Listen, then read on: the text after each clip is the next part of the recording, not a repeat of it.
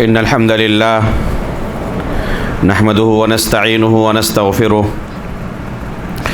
ونعوذ بالله من شرور أنفسنا ومن سيئات أعمالنا من يهده الله فلا مضل له ومن يضلل فلا هادي له وأشهد أن لا إله إلا الله وحده لا شريك له وأشهد أن محمدًا عبده ورسوله يا أيها الذين آمنوا اتقوا الله حق تقاته ولا تموتن إلا وأنتم مسلمون يا أيها الناس اتقوا ربكم الذي خلقكم من نفس واحدة وخلق منها زوجها وبث منهما رجالا كثيرا ونساء واتقوا الله الذي تساءلون به والأرحام إن الله كان عليكم رقيبا يا أيها الذين آمنوا اتقوا الله وقولوا قولا سديدا يصلح لكم أعمالكم ويغفر لكم ذنوبكم ومن يطع الله ورسوله فقد فاز فوزا عظيما أما بعد فإن أصدق الحديث كتاب الله وأحسن الهدي هدي محمد صلى الله عليه وسلم وشر الأمور محدثاتها وكل محدثة بدعة وكل بدعة ضلالة وكل ضلالة في النار۔ محترم و مکرم حاضرین مجلس، بزرگوں، دوستوں اور اسلامی بھائیوں، ہم جس نبی کی امتی ہیں اس نبی کے بارے میں اللہ رب العالمین نے قرآن کریم کے اندر یہ اعلان کیا ہے اِنَّكَ لَعَلَىٰ خُلُقٍ عَظِيمٍ کہ اے نبی آپ اخلاق کے بلند مرتبے پر فائز ہیں۔ رسول اللہ صلی اللہ علیہ وسلم کے اخلاق کی بلندی کی گواہی آپ کے دوست ہی نہیں بلکہ آپ کے دشمن بھی دیتے تھے۔ اللہ رب العالمین نے آپ کو یہ عظیم مقام و مرتبہ عطا کیا ہے کہ آپ گناہ کبیرہ سے، کفر و شرک سے، جھوٹ بولنے سے معصوم ہیں۔ اہل سنت والجماعت کا عصمت رسول کے متعلق یہ عقیدہ ہے کہ رسول اللہ صلی اللہ علیہ وسلم کو 4 چیزوں سے اللہ رب العالمین نے معصوم قرار دیا تھا۔ ان میں سے یہ 3 چیزیں ہیں، گناہ کبیرہ سے معصوم تھے، جھوٹ بولنے سے معصوم تھے اور کفر و شرک سے معصوم تھے۔ اسی طرح اللہ رب العالمین کی شریعت کو سمجھنے اور اسے لوگوں تک کما حقہ پہنچانے میں رسول اللہ صلی اللہ علیہ وسلم معصوم تھے۔ اللہ کے رسول صلی اللہ علیہ وسلم نے اپنی امت کو جہاں بہت سارے چیزوں کی تعلیم دی، وہاں پر ایک اہم چیز کی یہ تعلیم دی کہ ان کے اخلاق بہترین ہوں، ہر ایک کے ساتھ حسن سلوک کریں، یہاں تک کہ اللہ رب العالمین کے دشمنوں کے ساتھ بھی۔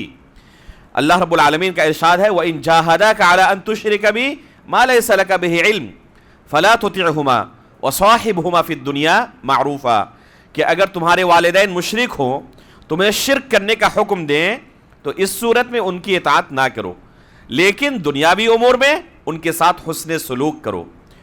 غور کریں، اللہ رب العالمین خود اس آیت کے اندر بیان کر رہا ہے کہ والدین مشرک ہیں، صرف مشرک ہی نہیں، وہ اپنے بچے کو شرک کا حکم بھی دے رہے ہیں، شرک کی طرف دعوت بھی دے رہے ہیں، اس کے باوجود بھی ان کے ساتھ اللہ رب العالمین حسن سلوک کا حکم دیتا ہے۔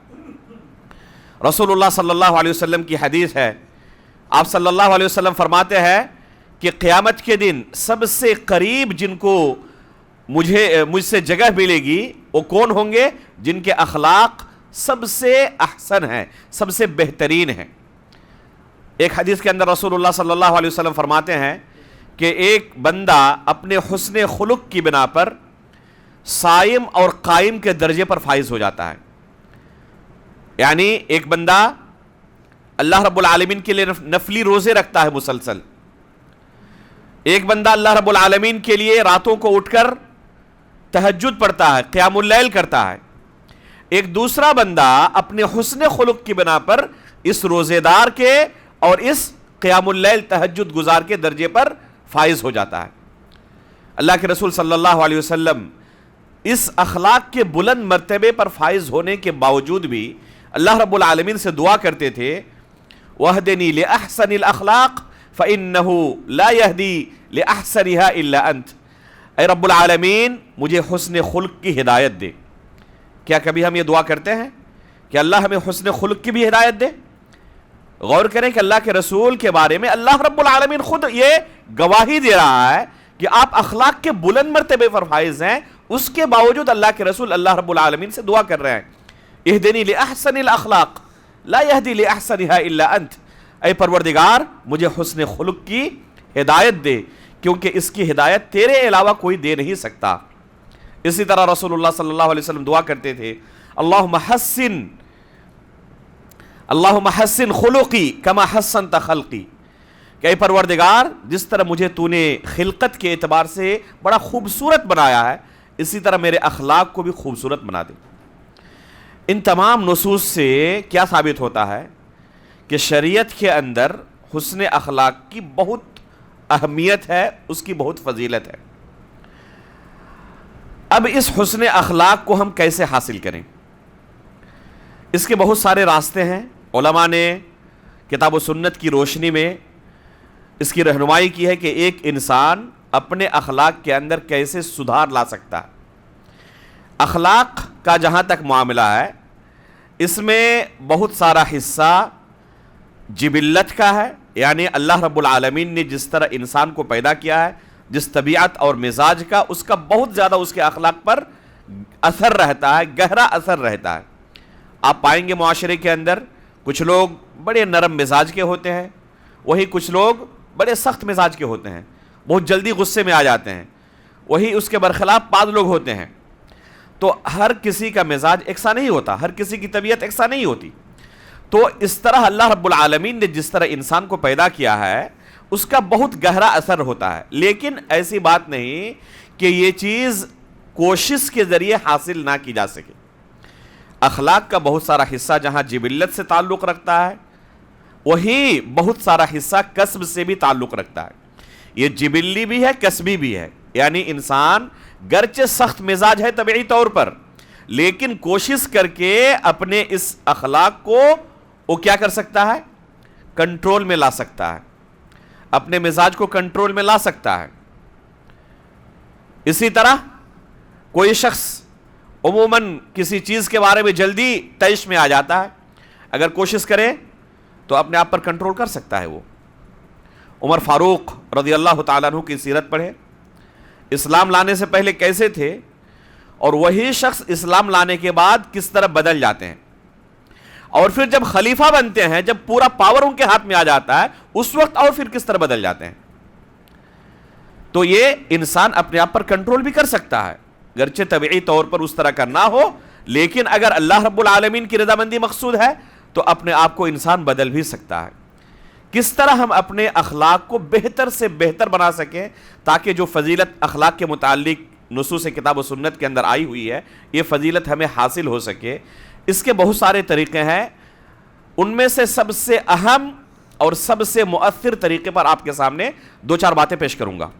سب سے اہم اور سب سے مؤثر چیز ایک انسان کے اخلاق پر ہے، وہ ہے اس کا عقیدہ اور اس کا منہج۔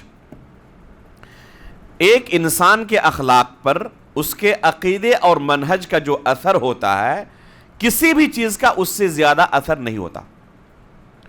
اس لیے اگر ہم چاہتے ہیں کہ ہمارا اخلاق بہترین ہو، اللہ رب العالمین نے نبی صلی اللہ علیہ وسلم کو جس لقب سے ملقب کیا ہے، جو مقام و مرتبہ عطا کیا ہے، ہمارے بھی اخلاق ہمارے نبی کی طرح ہوں۔ اما عائشہ رضی اللہ تعالیٰ عنہ سے پوچھا کہ اللہ کے رسول کے بارے میں، اللہ کے رسول کا اخلاق کیسا تھا؟ تو ایک لفظ کے اندر جواب دیتی ہے کان خلقہ القرآن۔ اگر جاننا چاہتے ہو اللہ کے رسول کیسے تھے تو جا کے قرآن پڑھ لو۔ جیسے اللہ رب العالمین نے ایک بندے کو بننے کا حکم دیا ہے کہ ایک انسان کو ایسا ہونا چاہیے، تو جس طرح قرآن میں اللہ تعالیٰ نے حکم دیا، اللہ کے رسول سراپا ایسے ہی تھے۔ کان خلقہ القرآن۔ تو اگر ہم چاہتے ہیں کہ ہمارے اخلاق بہترین ہو، تو سب سے زیادہ ہمیں جس چیز پر دھیان دینے کی ضرورت ہے وہ ہے کہ ہمارا عقیدہ اور ہمارا منہج بہترین ہو۔ ہمارا عقیدہ جیسا ہوگا، ہمارا منہج جیسا ہوگا، ہمارے اخلاق پر اس کا گہرا اثر پڑے گا، اور یہ ممکن ہی نہیں ہے کہ انسان کا عقیدہ کچھ ہو اور اس کا اخلاق پر اس کا اثر نہ پڑے۔ یہ ممکن نہیں ہے۔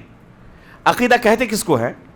عقیدہ کہتے ہیں دل کے اندر ایسے پختہ ارادے کو جس میں شک و شبہ کی کوئی گنجائش نہ ہو. یہ دل کے اندر ایک عزم ہوتا ہے, یقین ہوتا ہے. جس طرح دل کے اندر آپ کا عزم ہوگا, یقین ہوگا, آپ کے اخلاق پر اس کا اثر ظاہر ہوگا. یہ کہنے کی چیز نہیں ہے, آٹومیٹکلی انسان کے اخلاق پر اس کے یقین کا, اس کے عقیدے کا, اس کے منہج کا اثر پڑتا ہے, اور یہ ہر کوئی محسوس کرتا ہے.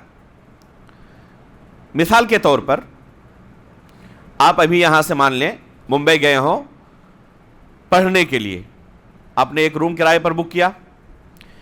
آپ کا روم پارٹنر جو اسی روم میں آپ کے ساتھ رہ رہا ہے, اس کے بارے میں آپ کو یقین ہے.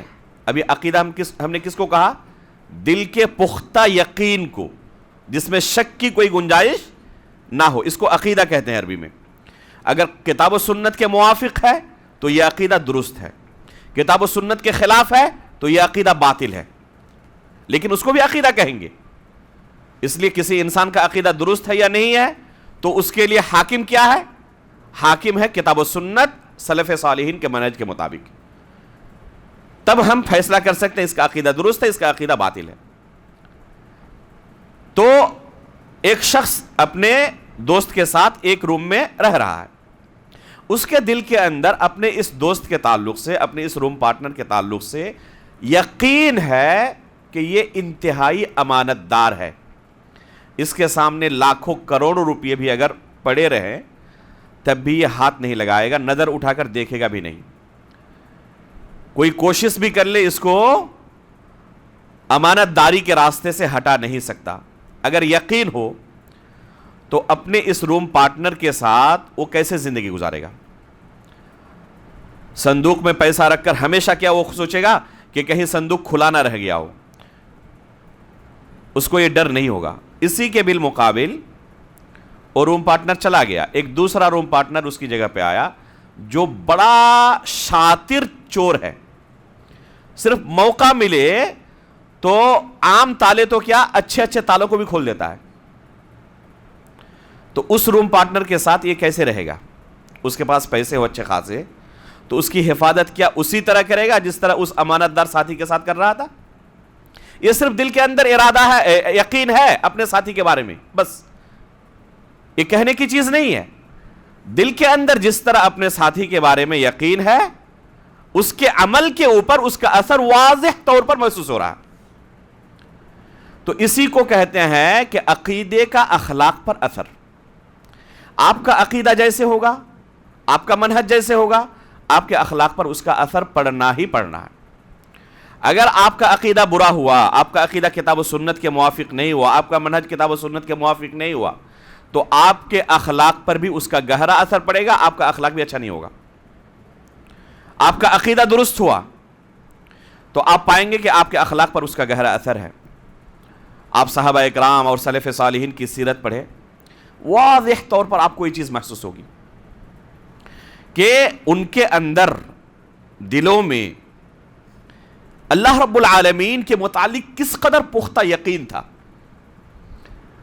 اگر اس طرح کا یقین ہمارے دلوں کے اندر بھی اللہ اور اس کے رسول کے متعلق ہو تو یقیناً ہمارے اخلاق کے اوپر بھی اس کا اسی طرح اثر پڑتا جس طرح صحابہ اکرام کی زندگی پر اس یقین کا, اس عقیدے کا اثر تھا. ایک صحابی رسول کے متعلق غزوہ احد کے قصے میں امام بخاری رحمہ اللہ نے اپنی صحیح کے اندر کتاب المغازی میں ایک واقعہ بیان کیا ہے کہ غزوہ احد میں وہ کھجور کھا رہے تھے. غزوہ احد میں وہ کھجور کھا رہے تھے. اللہ کے رسول صلی اللہ علیہ وسلم کا گزر ہوا وہاں سے, تو پوچھا کہ اللہ کے رسول اگر اس جنگ میں شہید ہو جاؤں تو میرا ٹھکانہ کیا ہے؟ تو اللہ کے رسول نے فرمایا جنت. فوراً کھجوروں کو پھینکا اور کہا کہ اگر کھاتا رہا تب تو یہ زندگی بہت لمبی ہو جائے گی, جتنی دیر تک کھاتا رہوں گا اتنی دیر بعد جنت میں پہنچوں گا, یہ زندگی بڑی طویل ہو جائے گی.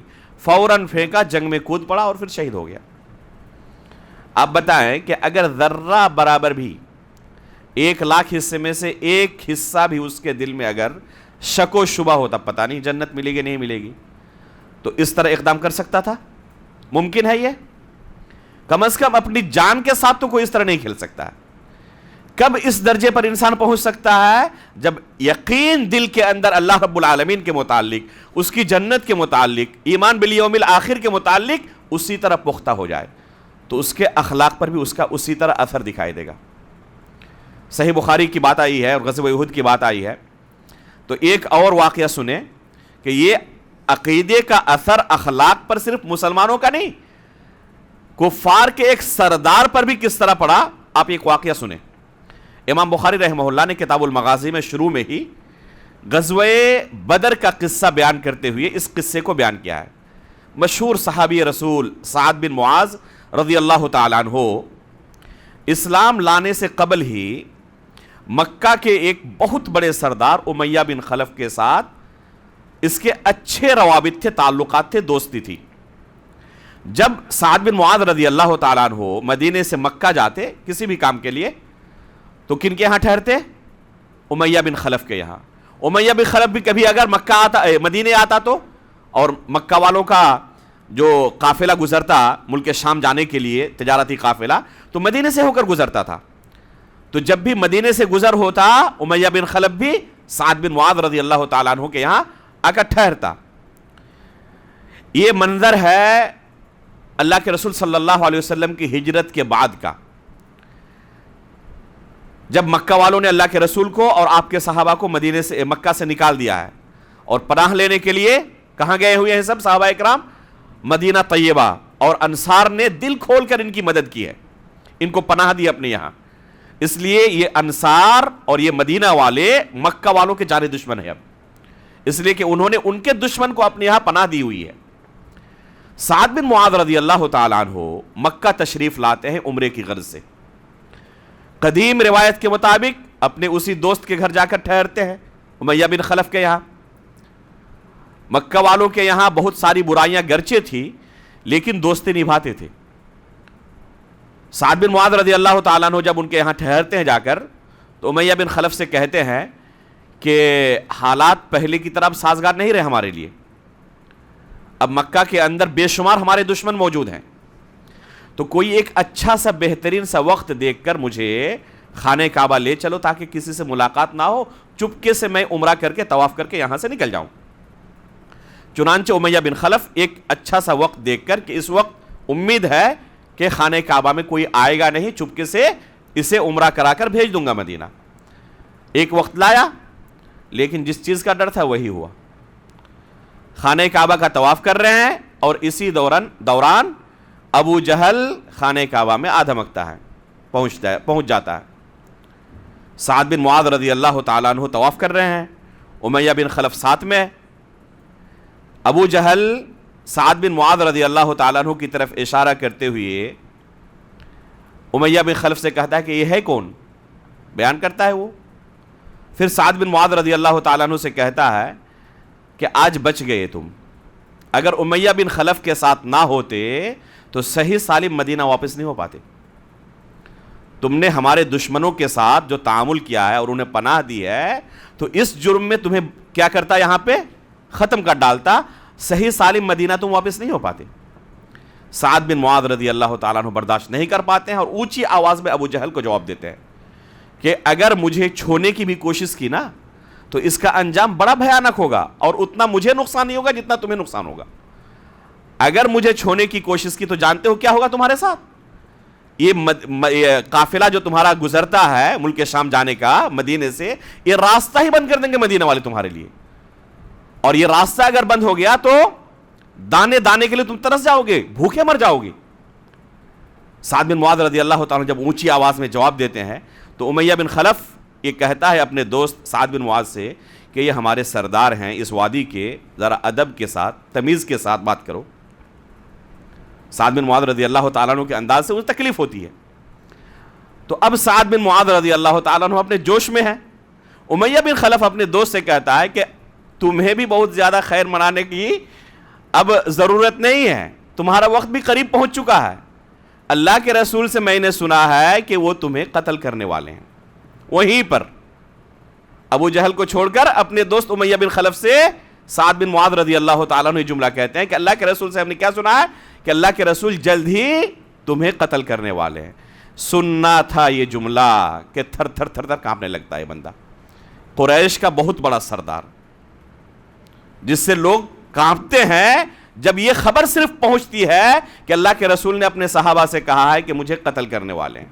وہ اچھی طرح جانتے تھے کہ اللہ کے رسول کی زبان سے نکلی ہوئی بات جھوٹی نہیں ہے اور آپ اللہ کے سچے رسول ہیں. دیکھیں عقیدے کا انسان کے کردار پر، تعامل پر، اخلاق پر کیسا اثر پڑتا ہے کہ یہ بندہ صرف ابھی سنا ہے اللہ کے رسول کہاں ہے، مدینے میں ہے، اور انہوں نے نکالا اللہ کے رسول کو. وہ جانتے ہیں کہ اللہ کے رسول اور آپ کے صحابہ انتہائی کمزور ہیں، انہیں چھپنے کے لیے پناہ کی ضرورت ہے. اس کے باوجود صرف کہا ہے اللہ کے رسول نے اور یہ کپ کپی طاری ہو جاتی ہے. یہاں تک کہ اسی حالت میں اپنے گھر پہنچتا ہے، اپنی بیوی کے پاس پورا ماجرا کہہ سناتا ہے کہ اس طرح دیکھو ہمارے دوست یثربی نے اس طرح خبر دی ہے، اب میں اپنے گھر سے نہیں نکلوں گا. یہ سردار ہے اور کتنا ڈرا ہوا ہے، کہتا ہے کہ اب میں اپنے گھر سے نہیں نکلوں گا، اب یہیں پر میں ہمیشہ جمع رہوں گا. چنانچہ غزوہ بدر تک یہ اپنے گھر کے اندر جمع رہتا ہے، کبھی باہر نہیں نکلتا. جب غزوہ بدر کا موقع آتا ہے، یہ واقعہ آپ اچھی طرح جانتے ہیں کہ ابو سفیان کا قافلہ وہاں سے نکل کے آ رہا ہے اور ابو جہل مکہ والوں کو اس طرح تیار کر رہا ہے ابو سفیان کے قافلے کو بچانے کے لیے.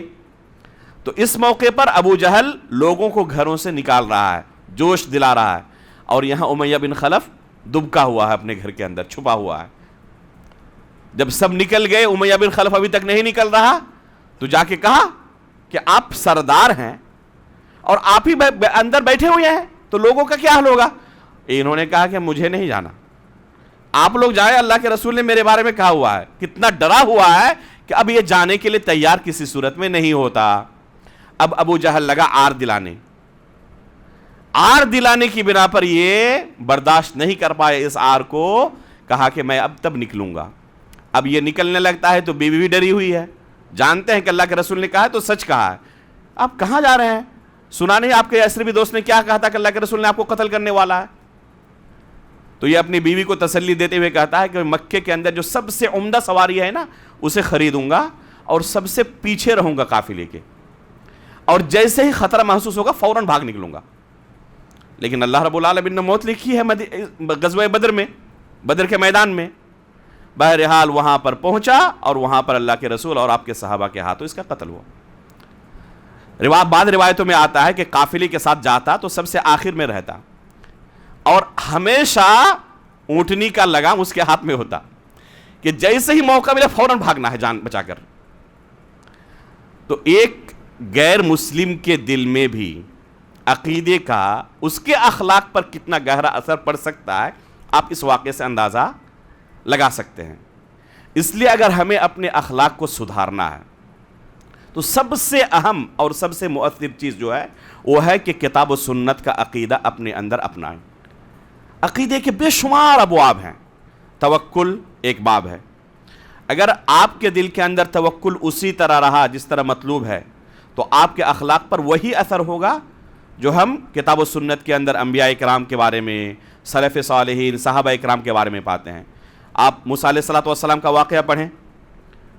جب قوم کے لوگ کہتے ہیں کہ سامنے دریا ہے اور پیچھے فرعون کا لشکر، انا لمدرکون، قرآن میں اللہ تعالیٰ نے اس واقعے کو بیان کیا ہے، تو موسیٰ علیہ السلام کیا کہتے ہیں کہ بات تو صحیح ہے، اب ہم کہاں سے بچیں گے؟ اس طرح موسیٰ علیہ السلام جواب نہیں دیتے. کیا کہتے ہیں؟ دیکھیں اللہ رب العالمین پر توکل اگر اس قدر ہو تو انسان کا جواب کیسے نکلتا ہے؟ کلا ان معی ربی سیہدین، ہرگز نہیں ہو سکتا کہ ہم پکڑے جائیں کیونکہ ہمارے ساتھ اللہ ہے. ابھی اللہ رب العالمین راستہ بتانے والا ہے. اگر کسی کا توکل اللہ پر اس قدر ہو تو اللہ رب العالمین ایسے بندے کو بے یار و مددگار چھوڑ دے گا؟ کبھی بھی اللہ رب العالمین ایسے بندوں کو بے یار و مددگار نہیں چھوڑتا. الیس اللہ بکاف عبدہ، اللہ رب العالمین نے قرآن کے اندر بیان کیا کہ اللہ رب العالمین اپنے بندے کے لیے کافی نہیں ہے. ومن یتوکل علی اللہ فہو حسبہ، اللہ تعالیٰ نے خود وعدہ کیا جو اللہ پر توکل کرے اس کے لیے اللہ تعالیٰ کافی ہے. اب غور کریں، اللہ کے رسول صلی اللہ علیہ وسلم کے خلاف جب اس بندے نے تلوار اٹھایا، اللہ کے رسول نہتے ہیں اور تلوار اس کے ہاتھ میں. پوچھا من یمنعک منی، صحیح بخاری کی روایت ہے اللہ کے رسول بغیر کسی ڈرے دھم کے، ذرہ برابر بھی کوئی رعب نہیں، آسانی کے ساتھ اللہ رب العالمین بچانے والا ہے۔ اللہ کے رسول کا توکل دیکھ کر وہ کانپنے لگا، یہاں تک کہ تلوار ہاتھ سے چھوٹ گئی، اور اللہ کے رسول نے جب لیا تو ابھی دیکھا کہ میرے ہاتھ میں تلوار تھی۔ اللہ کے رسول صلی اللہ علیہ وسلم نے کیا جواب دیا؟ اور یہی سوال جب اس سے ہوا تو کیا کہنے لگا؟ بچانے والے آپ ہی ہیں، آپ اگر چھوڑ دیں تو آپ کی کرپا ہے، اگر مار دیں تو کون بچا سکتا ہے؟ ابھی دیکھا کہ اللہ کے رسول نے کیا جواب دیا تھا، پھر بھی سبق حاصل نہیں کر پایا، جواب اس طرح آیا۔ تو انسان کا توکل اللہ پر ہو آج بھی تو اسی طرح اس کا اخلاق بھی ہوگا، جس طرح ہم کتابوں کے اندر، کتاب و سنت کے اندر انبیاء اکرام کا، سلف صالحین کا پاتے ہیں۔ ایک واقعہ بیان کروں، تھوڑا سا اور آپ کا وقت لوں گا۔ صحیح بخاری کے اندر امام بخاری رحمہ اللہ نے اس واقعے کو 1-2 جگہوں پر نہیں 7 جگہوں پر ذکر کیا ہے۔ پہلی بار کوئی اس واقعے کو سنے تو سوچے گا کہ شاید کوئی افسانہ ہے، ایسا کیا ممکن بھی ہے؟ کوئی کر سکتا ہے اللہ پر اس قدر کسی کا توکل ہو سکتا ہے؟ لیکن یہ واقعہ صحیح بخاری کے اندر 1-2 جگہوں پر نہیں 7 جگہوں پر صیغہ تعلیق کے ساتھ امام بخاری نے اور صیغہ جزم کے ساتھ بیان کیا ہے، اور دوسرے محدثین نے اپنے اسانید سے صحیح اور موصول سند سے بیان کیا ہے۔ واقعہ کیا ہے؟ اللہ کے رسول صلی اللہ علیہ وسلم بنی اسرائیل کے ایک واقعہ بیان کرتے ہیں۔ ایک شخص اپنے دوست کے پاس پیسہ ادھار لینے کے لیے گیا کہ میں تجارت کے لیے جا رہا ہوں، پیسے کی ضرورت ہے، آپ پیسہ ادھار دے دو۔ یہ دوست کہتا ہے کہ کوئی گواہ لاؤ، تو کہتا ہے کہ اللہ رب العالمین میرا گواہ ہے۔ کہتا ہے کہ اگر اللہ کو آپ نے گواہ بنایا تو میں اس گواہ سے راضی ہوں، مجھے کوئی اعتراض نہیں ہے۔ پھر کہا کہ کوئی ضامن لاؤ، کوئی کفیل لاؤ، اگر تم نہ آ سکے تو کون دے گا؟ تو اس نے کہا کہ اللہ رب العالمین میرا ضامن ہے۔ کہا کہ اگر اللہ کو بناتے ہو تو میں راضی ہوں۔ اس نے اللہ کو گواہ بنایا، اللہ رب العالمین کو اپنا وکیل بنایا، ضامن بنایا، یہ بندہ راضی بھی ہو گیا، جتنا پیسہ طلب کیا تھا اتنا دے دیا، اتفاق ہو گیا کہ اتنے دنوں تک میں واپس کر دوں گا۔ اب یہ بندہ دریائی سفر میں نکل گیا اور ایک دوسرے ملک میں پہنچ گیا تجارت کے لیے۔ تجارت کیا، اللہ رب العالمین نے جو برکت دی۔ اب جب پیسہ واپس کرنے کا وقت قریب آ گیا تو یہ واپس ملک ہونے کے لیے بندرگاہ پر آیا، جہاں سے سواری لے اور پھر اپنا ملک پہنچے اور اپنے اس دوست کو وقت پر پیسہ واپس کر دے۔ اب یہاں آیا تو چونک گیا کہ یہاں پر کوئی سواری ہی نہیں ہے۔ اب ظاہر سی بات ہے کہ سمندر کو تو تیر کر کراس نہیں کر سکتا وہ۔ اب یہ بڑا پریشان ہوا، کافی کوشش کی کوئی سواری مل جائے، کوئی کشتی مل جائے تاکہ اپنا ملک واپس ہو کر اپنے اس دوست کو وقت پر اس کا پیسہ واپس کر دوں۔ جب کہیں سے کوئی امید نظر نہیں آئی تو اس نے کیا کیا؟ ایک لکڑی کے اندر پیسے کو رکھا اور ایک خط لکھ کر دریا میں ڈال دیا، اور اللہ رب العالمین سے دعا کی کہ اللہ، اس بندے نے تجھ پر بھروسہ کیا تھا، گواہ مانگا تھا، میں نے تیرا حوالہ دیا، ضامن مانگا تھا، اے اللہ میں نے تیرا حوالہ دیا تھا، اب اسے میں دریا میں ڈال رہا ہوں، اس تک پہنچا دینا۔ یہ دریا میں ڈال دیا۔ اس کے بعد بھی چونکہ لیا تھا اس سے پیسہ تو اسے واپس کرنا ہے، یہ مسلسل کوشش میں لگا رہا کہ جتنی جلدی ہو سکے اپنا ملک پہنچوں اور اسے اس کا قرض واپس کر دوں۔ یہ بندہ جس نے قرض دیا تھا جب وقت قریب ہو گیا تو جب اس کو نہ آتا دیکھا، روزانہ بندرگاہ پہ آتا، اپنے اس دوست کا انتظار کرتا کہ آئے گا اور میرا پیسہ مجھے واپس کرے گا، لیکن کہیں کوئی سواری نظر ہی نہیں آ رہی، کوئی کشتی نظر ہی نہیں آ رہی ہے۔ کئی دن جب اس طرح گزر گئے تو دیکھا ایک دن کہ ایک لکڑی تیرتے ہوئے آ رہی ہے، تو سوچا کہ کم از کم خالی ہاتھ واپس جانے سے بہتر ہے کہ ایندھن کے طور پر یہ کام آئے گی لکڑی، اسے اٹھا لیتے ہیں تاکہ گھر میں جا کر ایندھن کے کام آئے۔ یہ اس لکڑی کو اٹھا لیتا ہے، جب گھر جاتا ہے اسے چیرتا ہے، پھاڑتا ہے، دیکھتا ہے کہ اس کے اندر پیسے رکھے ہوئے ہیں اور ایک لیٹر رکھا ہوا ہے اس دوست کا جس نے اس سے ادھار لیا تھا۔ اللہ رب العالمین نے اس کا پیسہ اسے پہنچا دیا۔ اللہ پر بھروسہ اگر کسی کا ہو تو اللہ تعالیٰ کیسے اس کی مدد کرتا ہے۔ وَمَن يَتَوَكَّلْ عَلَى اللَّهِ فَهُوَ حَسْبُهُ، جو اللہ پر بھروسہ کرے اللہ رب العالمین اس کے لیے کافی ہے۔ اب یہ بندہ کچھ دنوں کے بعد جب سواری ملی پھر وہ اپنا ملک واپس آیا، اور واپس آنے کے بعد سب سے پہلے اپنے اس دوست کے گھر گیا اور معذرت کی کہ اس طرح میں کافی کوشش کیا لیکن وقت پر پہنچ نہیں سکا سواری نہ ملنے کی وجہ سے، یہ آپ کا پیسہ ہے، آپ واپس لیں۔ تو اس نے کہا کہ کیا آپ نے پیسہ نہیں بھیجا؟ آپ نے جس اللہ رب العالمین پر بھروسہ کر کے پیسہ لیا تھا اور جس کے بھروسے پر دریا میں ڈالا تھا، اس اللہ نے آپ کا پیسہ پہنچا دیا ہے۔ یہ واقعہ صحیح بخاری کے اندر 1-2 جگہوں پر نہیں 7 جگہوں پر موجود ہے۔ تو اللہ رب العالمین کے تعلق سے اگر توکل آج بھی کسی کا ہو تو کیا اللہ رب العالمین مدد نہیں کرے گا؟ اگر انسان کا عقیدہ اس طرح پختہ ہو تو اس کے عقیدے کا اثر اس کے اخلاق پر دکھائی دے گا آپ کو۔ اللہ رب العالمین کے تعلق کسی کے دل میں خوف ہو تو چاہے اس کے سامنے لاکھوں کروڑوں پڑے رہیں، چاہے کسی کی بہو بیٹی اس کے ساتھ رہے، اس کی طرف نظر اٹھا کر نہیں دیکھے گا۔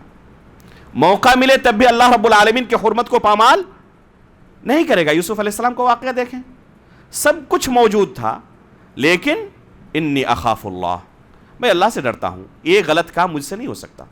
میاں سید نذیر حسین محدث دہلوی رحمہ اللہ کے ایک شاگرد کا قصہ بڑا مشہور ہے اور صحیح قصہ ہے، جیسے کہ بہت سارے علماء نے اس کو بیان کیا، اس لیے کہ یہ واقعہ بہت دنوں کا نہیں ہے، ابھی حال ہی کا ہے۔ میاں سید نذیر حسین محدث دہلوی رحمہ اللہ کے ایک شاگرد، اس وقت جاگیر سسٹم تھا، طلبہ جاتے تھے گھروں میں اور وہاں سے کھا کر آتے تھے، کوئی الگ سے انتظام نہیں تھا طلبہ کے کھانے کا۔ ایک لڑکا ایک گھر میں جاتا، روزانہ کھا کر واپس آ جاتا۔ اس گھر میں ایک حسین و جمیل لڑکی تھی جس کا اس لڑکے پر دل آ گیا تھا، اس طالب پر۔ ایک دن گھر کے تمام لوگ کسی فنکشن میں گئے ہوئے تھے، جب یہ بچہ اس گھر پہنچا کھانے کے لیے تو وہ لڑکی کیا کرتی ہے، اندر سے دروازہ بند کر لیتی ہے اور اسے زنا پر مجبور کرتی ہے، لیکن یہ انکار کر دیتا ہے کہ نہیں، ایک کام مجھ سے نہیں ہو سکتا۔ اللہ رب العالمین کا خوف دلایا لیکن اس کے اوپر شیطان سوار تھا، کسی صورت میں یہ نہیں مانی، یہاں تک کہ آخر میں ہتھیار ڈالنے کی ایکٹنگ کرتے ہوئے اس نے کہا کہ بس مجھے حمام کہاں ہے، ٹوائلٹ کہاں ہے، ذرا دکھا دیں، مجھے بہت تیز ضرورت ہے حمام کی، ٹوائلٹ کی، بس میں حمام سے فارغ ہو جاؤں پھر آپ کے آگے میں سرنڈر کرتا ہوں، جو آپ کہیں آپ کی طلب پوری کرنے کے لیے تیار ہوں۔